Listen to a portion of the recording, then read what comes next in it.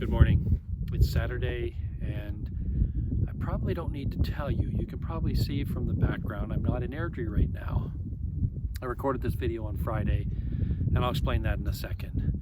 But our devotion this morning is on the beauty and splendor of God's creation, which you can see in the background of this video.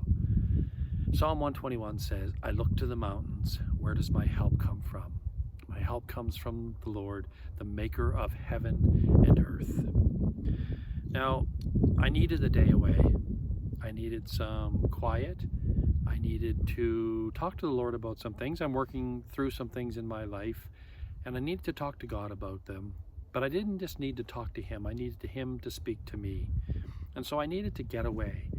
And what a spectacular location to be able to do that. I took a drive to the mountains and just in to soak in the beauty of God's creation and allow Him to speak to me.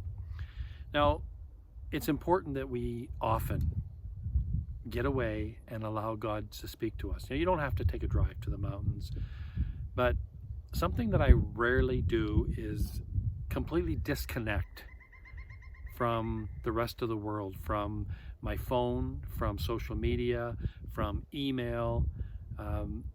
Several times a day I am checking my email.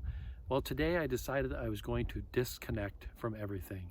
Shut off the data on my phone. I'm not checking my email or my texts or anything else. Just enjoying God's beauty and allowing Him to speak to me. And I think that's something that's important for every one of us, that we on a regular basis, like I said, you don't have to drive to the mountains, but just disconnect from all the distractions that are preventing you from hearing from God.